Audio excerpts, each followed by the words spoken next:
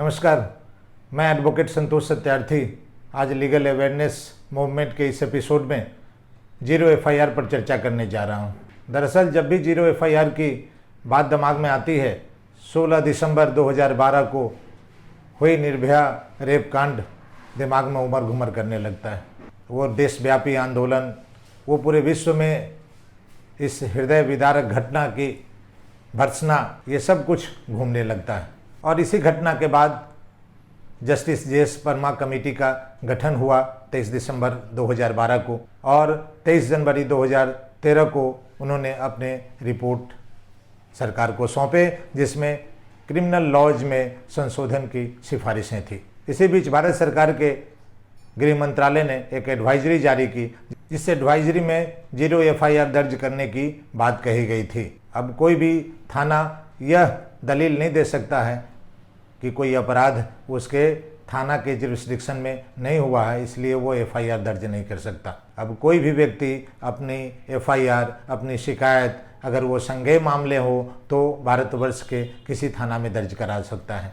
दरअसल ये जो स्थिति होती है, खास करके संज्ञेय मामलों का अपराध जो रेप से जुड़ा हुआ, बलात्कार से जुड़ा हुआ हो, और इस तरह के और भी जो जघन्य अपराध हैं, उस अपराध में जो अभियुक्त होते हैं वो सारे साक्ष्य मिटा देना चाहते हैं। उनकी हर संभव कोशिश होती है जो किसी हादसे का शिकार हैं उनसे जुड़े हुए जितने भी साक्ष्य हैं उन सबको मिटा दिया जाए, उनको भी मिटा दिया जाए।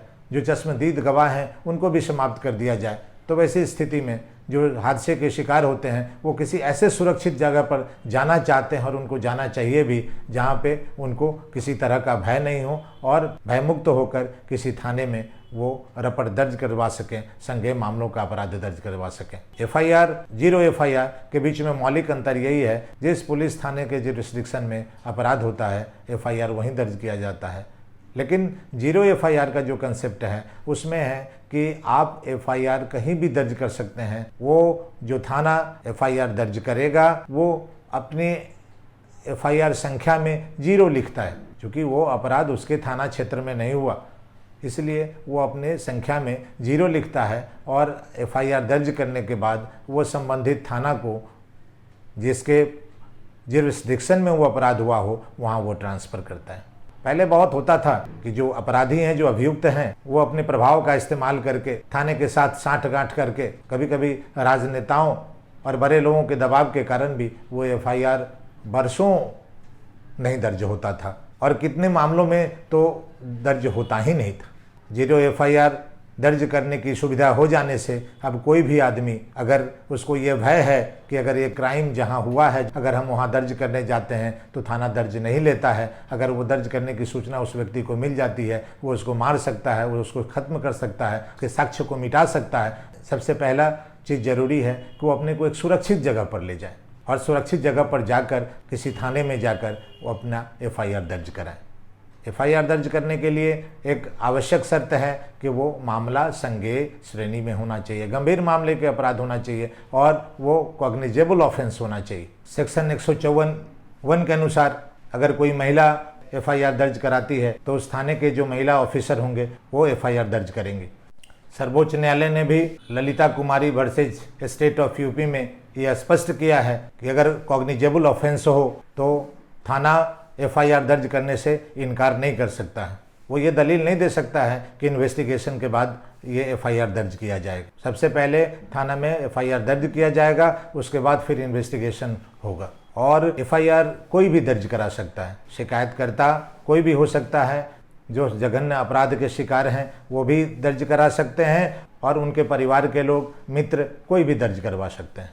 आपको मालूम होगा कि एक नाबालिग लड़की ने संत आसाराम पर जोधपुर के आश्रम में उस लड़की के साथ सेक्सुअल असल्ट के मामले में उसने दिल्ली के कमला मार्केट पुलिस स्टेशन में एक एफआईआर दर्ज किया था।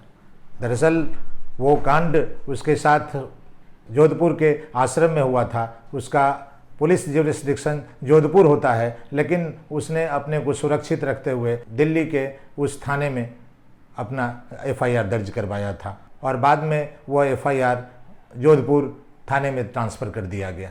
और इस मामले में आसाराम और उसके सहयोगियों को स्पेशल कोर्ट के द्वारा सज़ा भी दी गई थी। चूँकि ये हाई प्रोफाइल केस था कोई व्यक्ति कभी कभी इतना प्रभावशाली हो जाता है कि एक स्टेट नहीं कई स्टेट के लोगों के लिए बहुत भारी पड़ जाता है, उसके बहुत सारे फॉलोअर्स होते हैं। वैसी स्थिति में जो अपराध के शिकार होते हैं उनके लिए बहुत मुश्किल हो जाता है। ऐसी ही स्थिति उस बालिका के साथ हुआ था।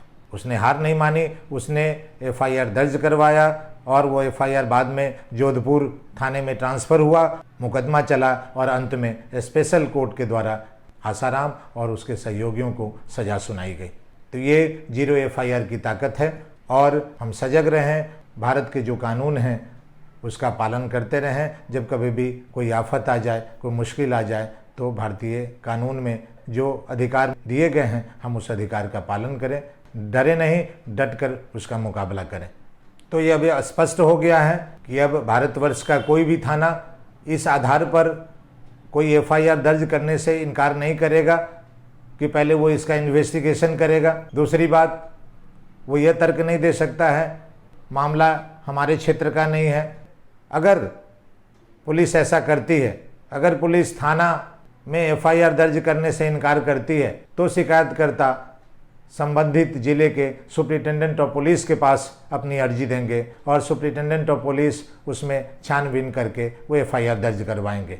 अगर उसके बावजूद भी एफआईआर दर्ज नहीं होता है, हम अदालत में फर्स्ट क्लास मजिस्ट्रेट के सामने अपनी शिकायत दर्ज करेंगे। और मालूम हो भारतीय दंड संहिता के सेक्शन 166 के अंतर्गत अगर कोई पुलिस ऑफिसर कॉग्निजेबल ऑफेंस के मामले में एफआईआर दर्ज नहीं करता है तो उस पर उसको सज़ा भी हो सकती है, उसको कैद भी हो सकता है और जुर्माने की राशि भी भरनी होगी। तो दोस्तों, हमने अपनी ओर से जीरो एफआईआर पर संक्षेप में बहुत कुछ बताने की कोशिश की। तो दोस्तों, हमारा ये वीडियो अच्छा लगा होगा तो आप जन जन तक इसको प्रसारित करें, इसको प्रचारित करें, इसको लाइक करें, सब्सक्राइब करें और कमेंट बॉक्स में भी अगर अपनी कोई बात मन में हो तो आप ज़रूर लिखें। धन्यवाद।